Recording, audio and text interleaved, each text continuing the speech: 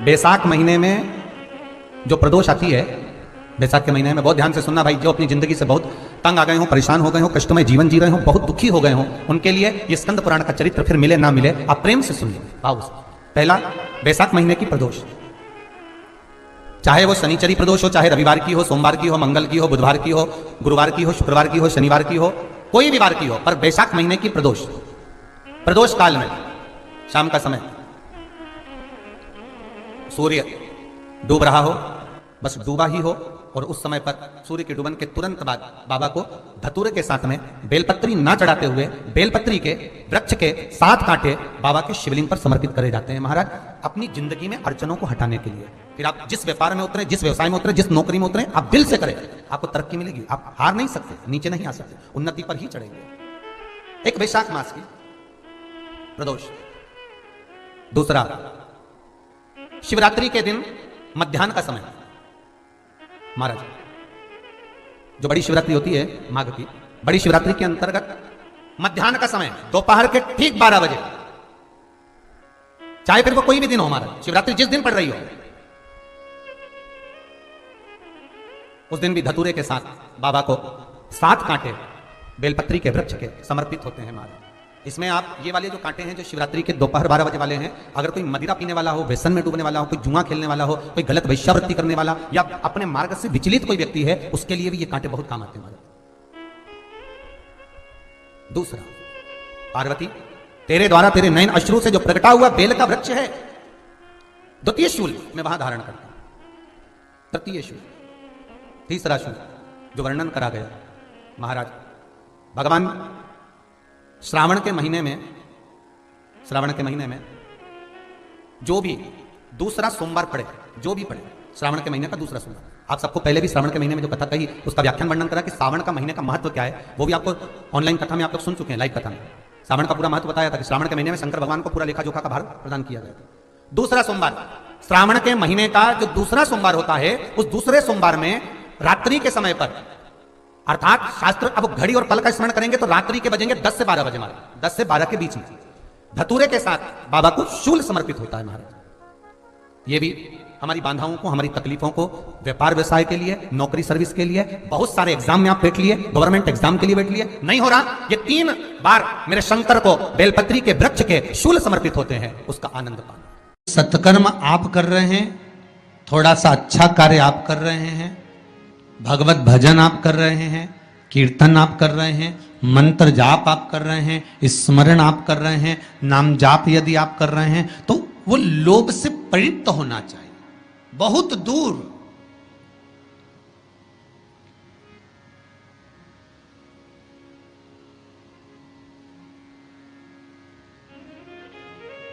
आपके भीतर वो उपजे ना,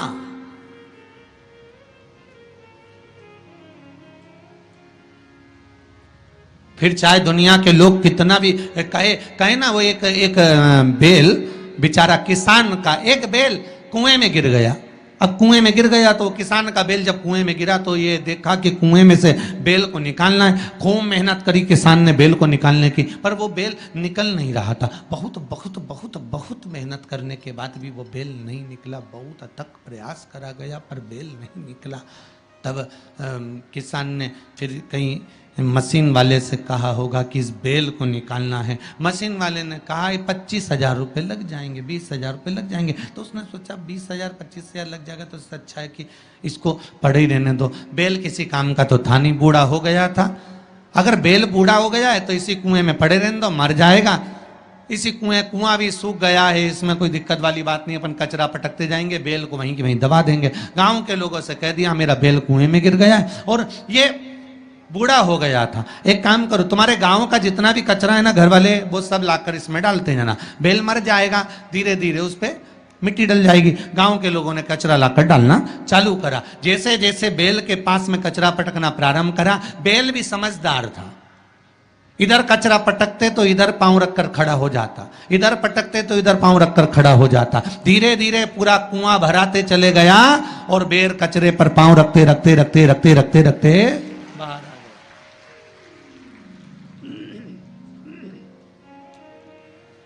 बेल कचरे पर पांव रखते रखते रखते रखते बाहर आ गया, ऊपर आ गया, और जब वो ऊपर आया निकल कर बाहर भाग गया, निकल कर बाहर भागा। बेल से हमको एक सीख लेना चाहिए, हमको एक चीज सीख लेना चाहिए। बुराई करने वाले कितनी भी बुराई करेंगे, निंदा का कचरा, बुराई का कचरा कितना भी पटकेंगे, हमको केवल उस पर पांव रखकर निकल कर बाहर की ओर चले जाना है और हमारे जीवन को सार्थक बना लेना है। करे करे तो करे।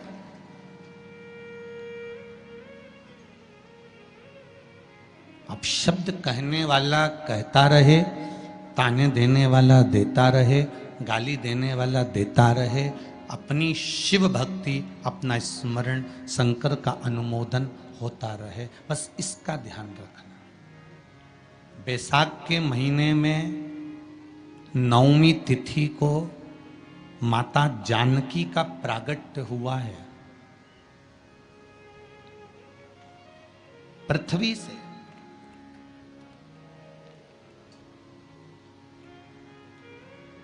कभी एक विचार करिएगा कि नरसिंह अवतार बैसाख के महीने में हुआ, कुर्मा अवतार बैसाख के महीने में हुआ, हयग्रीव अवतार बैसाख के महीने में हुआ, परशुराम अवतार बैसाख के महीने में हुआ, माता जानकी का अवतार बैसाख के महीने में हुआ। आखिर बैसाख के महीने में, माधव महीने में इतनी महत्वता क्यों?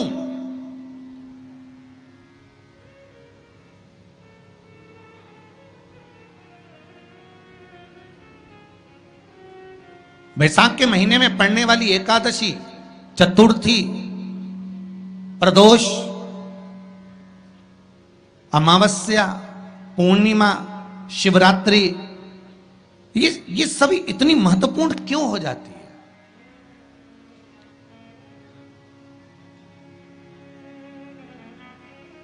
इसकी महत्वता इतनी प्रबल क्यों हो जाती है? किस लिए?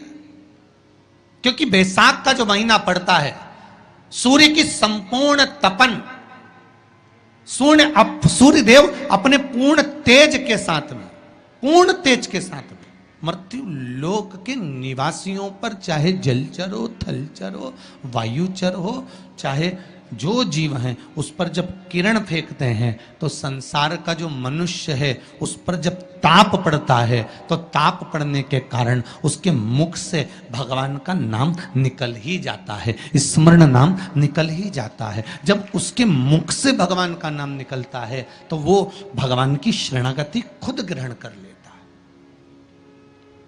स्वयं।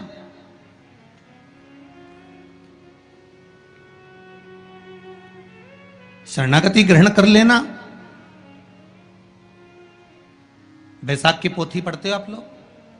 आप में से अगर कोई पढ़ता हो बैसाख महीने की पोथी, तो उसमें एक वर्णन आता है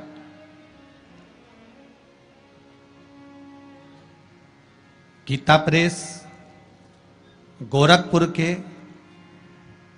कल्याण अंक में भी आप ये पावन बैसाख चरित्र श्रवण कर सकते हैं। उसमें बैसाख महीने की पोथी में 10वें दिवस की कथा में 10वें अध्याय में एक व्याध और शंख मुनि का चरित्र आता है।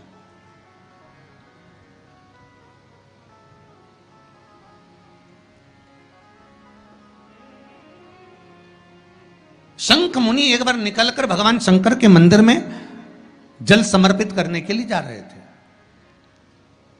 और शिव मंदिर की ओर जाते जाते जाते जाते जाते जाते बीच मार्ग में चलते चलते चलते चलते और वो शंख मुनि जब शिव के मंदिर में पहुंचे, शंकर भगवान के मंदिर में जाकर उन्हें दर्शन किया,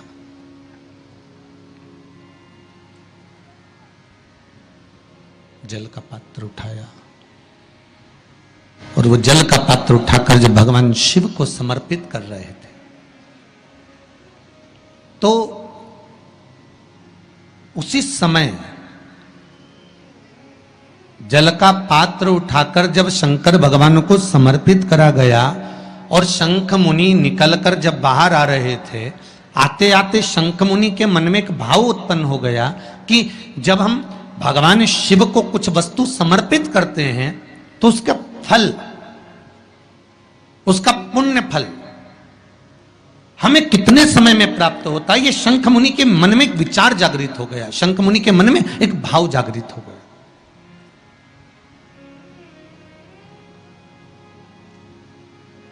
कई माताएं पशुपति व्रत करती हैं, कई ऐसी भी माताएं हैं जिन्होंने 2-3 बार पशुपति व्रत कर लिए होंगे। दूसरे को बताया, उसने व्रत करा, उसका हो गया, उसको फायदा भी मिल गया, और ये 3 कर ली, उसके बाद भी कुछ ना कुछ रह गया।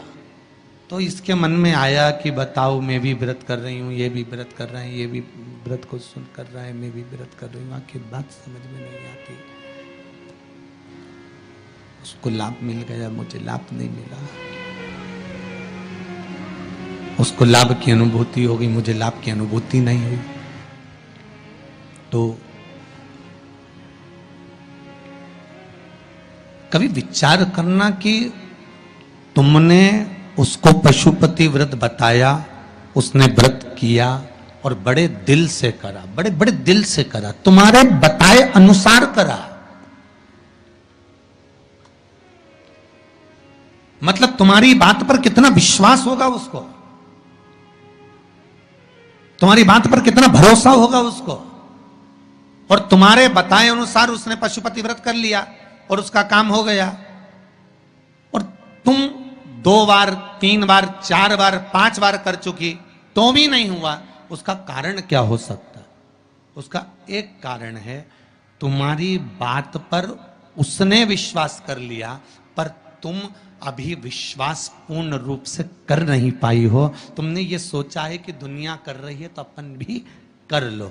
एक बार महाराज ने बोला है कर लो, देखा जाएगा। पर तुम्हारे बात में वो जागृतता, तुम्हारे पास में वो बल, तुम्हारे पास में वो जागृतता, तुम्हारे पास में वो बल, तुम्हारे पास में वो विवेक, तुम्हारे पास में वो बल प्राप्त नहीं हुआ,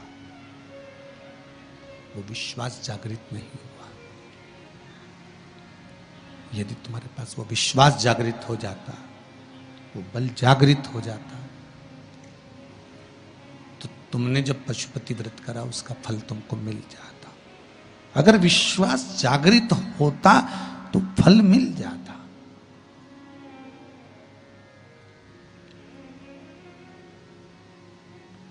विश्वास जागृत होने पर फल की अनुभूति है।